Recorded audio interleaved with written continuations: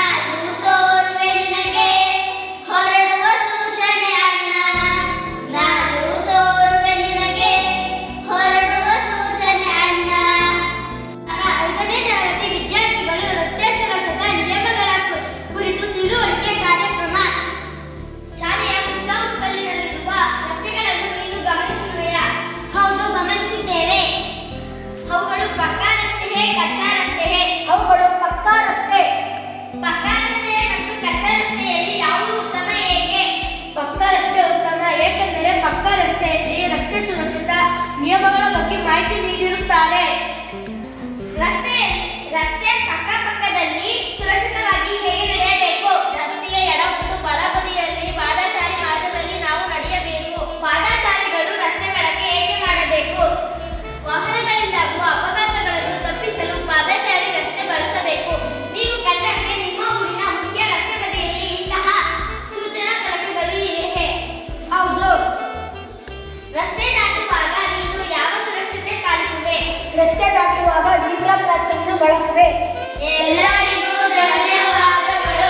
ವಾಹನ ಚಲನೆ ಮಾಡುವಾಗ ಮೊಬೈಲ್ ಬಳಕೆ ಮಾಡುವುದರಿಂದ ಆಗುವ ಅನಾಹುತವನ್ನು ಒಂದು ಕಿರುನಾಟಕದ ಮೂಲಕ ಜಾಗೃತಿ ಮೂಡಿಸಲಿದ್ದೇವೆ.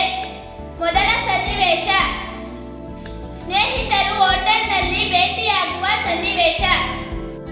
ಅಕ್ಷಯ್ ಈ ಹೋಟೆಲಲ್ಲಿ ವೇಟ್ ಮಾಡ್ತಿರ್ತಾನೆ, ನೀನು ಹೋಗು, ನಾನು ಗಾಡಿ ಪಾರ್ಕ್ ಮಾಡಿ ಬರ್ತೀನಿ. ಸರಿ ಕಣೋ. Hi Nandish. Hi Akshay. Hi Niranjan.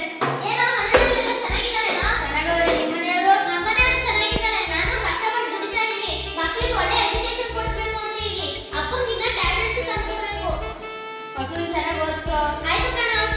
ಏನಾದ್ರು ಮಾಡಿದ್ವಿ ಇಷ್ಟೊಂದು ಬರಲ್ಲ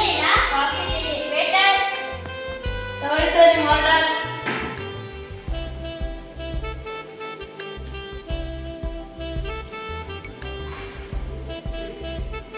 ಸರಿ ಆಯ್ತು, ಟೈಮ್ ಆಯ್ತು ಕಣ, ಬರ್ತೀವಿ. ಸರಿ ಬಾಯ್ ಕಣ. ಬಾಯ್. ಟ್ರಕ್ನಲ್ಲಿ ಇಬ್ಬರು ಸ್ನೇಹಿತರು ಹೋಗುವ ಸನ್ನಿವೇಶ. ಹೋಟೆಲಲ್ಲಿ ಅಕ್ಷಯ್ನ ಮೀಟ್ ಮಾಡಿದ್ದು ಒಳ್ಳೆದಾಯ್ತಲ್ವಣ್ಣ? ಹೌದು ಕಣ. ಸರಿ ಬಾ, ಬೇಗ ಬೇಗ ಎಲ್ಲ ಕೆಲಸ ಮುಗಿಸಿ ಲೋಡ್ ಇಳಿಸೋಣ. ಬೇಗ ಮನೆಗೆ ಹೋಗೋಣ. ಸರಿ. ತಡಿ, ಹಾಡಾಕ್ತೀನಿ. ಕೇಳಿಸ್ಕೊಂತ ಲೋಡ್ ಇಳಿಸೋಕೆ ಹೋಗೋಣ. ತಡಿ, ಇನ್ನೂ ಫೋನ್ ಮಾಡ್ತೀನಿ, ನೋಡ್ತೀನಿ. Hello hello hello hello hello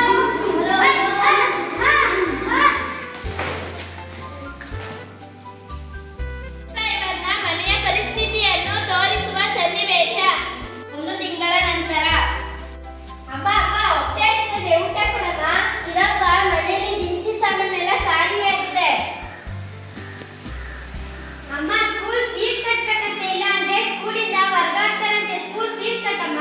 ಅಯ್ಯೋ, ನಾನು ಏನ್ ಮಾಡ್ಲಿ? ದುಡಿಯೋರು ಇದು, ಅವರು ಹೊರಗೋಗ್ಬಿಟ್ರು ಈಗ. ಅಮ್ಮ ಮಧುರ, ಮೆಡಿಸಿನ್ ಎಲ್ಲ ಖಾಲಿ ಆಗಿದೆ, ತಂದ್ಕೊಡಮ್ಮ. ಅಯ್ಯಯ್ಯೋ, ನಾನ್ ಬೇರೆ ಏನು ಓದಿಲ್ಲ, ನನ್ಗೆ ಯಾರು ಕೆಲಸನೂ ಕೊಡಲ್ಲ. ದುಡಿಯೋರು ಇದ್ರು, ಅವರು ಹೊರಗೋದ್ರು. ನಾನು ಏನ್ ಮಾಡ್ಲಿ? ನನ್ಗೆ ಯಾರು ಕೆಲಸನೂ ಕೊಡಲ್ವಲ್ಲ, ನಾನು ಏನ್ ಮಾಡ್ಲಿ? ಇರಿ ಮಗ, ನಾನು ಹೋಗಿ ಕೆಲಸ ಹುಡ್ಕೊಂಡು ಬರ್ತೀನಿ. ಮಕ್ಕಳನ್ನ ನೋಡ್ಕೊಳ್ತಾ ಇರಿ.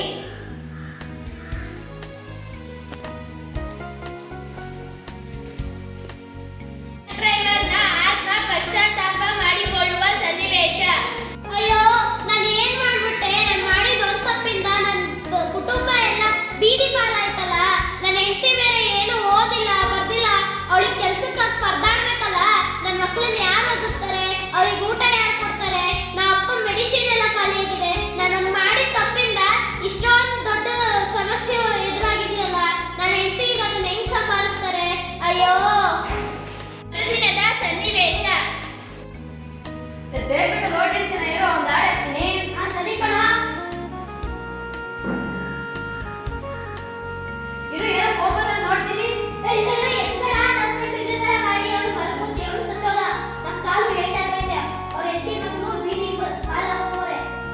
ಕಣ, ಬೇಗ ಬೇಗ ಲೋಡ್ ಇಳಿಸಿ ಹೋಗೋಣ.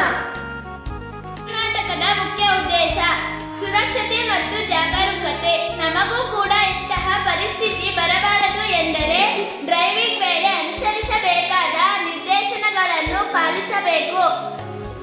ಡ್ರೈವಿಂಗ್ ವೇಳೆ ಅನುಸರಿಸಬೇಕಾದ ನಿರ್ದೇಶನಗಳು: ಅತ್ಯಧಿಕ ವೇಗದ ಡ್ರೈವಿಂಗ್ ಬೇಡ. ಡ್ರೈವಿಂಗ್ ಮಾಡುವಾಗ ಏಕಾಗ್ರತೆ ಕಳೆದುಕೊಳ್ಳಬೇಡಿ. ಡ್ರೈವಿಂಗ್ ಮಾಡುವಾಗ ಮೊಬೈಲ್ ಬಳಕೆ ಬೇಡ. ಸಂಚಾರಿ ದೀಪಗಳನ್ನು ಉಲ್ಲಂಘಿಸಬೇಡಿ. ತಡೆದಿದ್ದರೆ ಡ್ರೈವಿಂಗ್ ಮಾಡಲೇಬೇಡಿ. ರಸ್ತೆಯಲ್ಲಿ ಜಗಳ, ವಾದಗಳು, ಚರ್ಚೆಗಳು ಬೇಡ. ಮದ್ಯಪಾನ ಮಾಡಿ ವಾಹನ ಚಲಾಯಿಸಬೇಡಿ.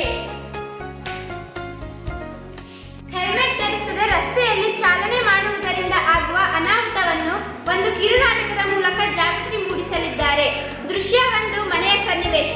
ಅಮ್ಮ, ನಾನು ಹೊರಗಡೆ ಇರ್ತೀನಿ. ಸ್ವಾತಿನ ಬೇಗ ಬರಕ್ಕೆ ಹೇಳಿ, ನಾನು ಆಫೀಸ್ಗೆ ಹೋಗ್ತಾ ನನಗೆ ಕಾಲೇಜ್ ಬಿಟ್ಟು ಹೋಗ್ತೀನಿ. ಸರಿ ಸ್ವಾತಿ, ಸ್ವಾತಿ ಬಾರಮ್ಮ, ನಿಮ್ಮ ಅಕ್ಕ ಕರೀತಿದ್ದಾಳೆ. ಸರಿ ಆಯ್ತಮ್ಮ, ಬಾಯ್ ಬಾಯ್. 2, ರಸ್ತೆಯ ಸನ್ನಿವೇಶ. ಯಾಕಮ್ಮ ಏನ್ ಮಾಡಕ್ಕಿಲ್ಲ? ಆಫೀಸಿಗೆ ಟೈಮ್ ಆಗೈತೆ, ಕಾಲೇಜ್ ಬಿಡ್ಬೇಕು. ಆಫೀಸಿಗೆ ಟೈಮ್ ಆಗೈತೆ, ಕಾಲೇಜ್ ಬಿಡ್ಬೇಕು ಅಂದ್ರೆ ಹೆಲ್ಮೆಟ್ ಹಾಕೊಂಡ್ ಬರಲ್ವಾ? ಕಟ್ಟಿ ಬಾಯ್. ಎಷ್ಟೇ ನಿಮ್ ದುಡ್ಕೋಸ್ಕರ ನಮ್ಮ ಸರ್ಕಾರ ನಡೆದಿಲ್ಲ, ನಿಮ್ ರಕ್ಷಣೆಗೋಸ್ಕರ ಹೇಳಿರೋದು. ಹೆಲ್ಮೆಟ್ ಹಾಕೊಂಡ್ ಬನ್ನಿ ಅಂತ ಕೊಟ್ಬಿಟ್ಟು ಹೋಗಿ. ಆಯ್ತು, ಇಟ್ಕೊಳ್ಳಿ. ತಗೊಳ್ಳಿ, ಹೋಗಿ. ಮರುದಿನದ ಸನ್ನಿವೇಶ. ಇವತ್ತು ಯಾಕಮ್ಮ ಹೆಲ್ಮೆಟ್ ಹಾಕಿಲ್ಲ? ಆಫೀಸಿಗೆ ಟೈಮ್ ಆಗೈತೆ. ಆಯ್ತು, ಕಟ್ಬಿಟ್ಟು ಹೋಗಿ ಫೈನ್ ಇಟ್ಕೊಳ್ಳಿ. ನಿಮ್ಗೆ ಎಷ್ಟು ಹೇಳಿದ್ರು ಅಷ್ಟೇ. ನಿಮ್ಗೆ ಏನಾರ ಒಂದು ಅಪಘಾತ ಆದ್ರೆ ಗೊತ್ತಾಗುತ್ತೆ. ಆಯ್ತು, ಜಾಗ ಬಿಡಿ.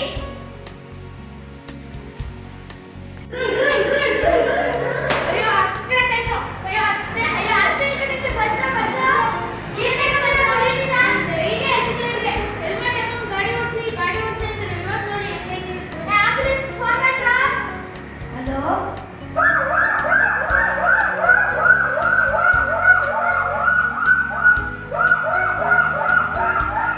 ಆಸ್ಪತ್ರೆಯ ಸನ್ನಿವೇಶ. ಡಾಕ್ಟರ್, ಆಕ್ಸಿಡೆಂಟ್ ಕೇಸ್ ಬಂದೈತೆ, ಬೇಗ ಬನ್ನಿ. ನಡೀರಿ.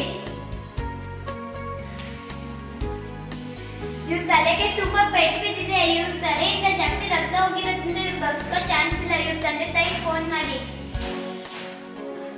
ನಿಮ್ಮ ಮಗಳಿಗೆ ಆಕ್ಸಿಡೆಂಟ್ ಆಗೈತೆ, ಅಡ್ಮಿಟ್ ಮಾಡಿದೀವಿ ಚಿಂಚಿಂಗ್ರಿ ಆಸ್ಪತ್ರೆಯಲ್ಲಿ, ಬೇಗ ಬನ್ನಿ.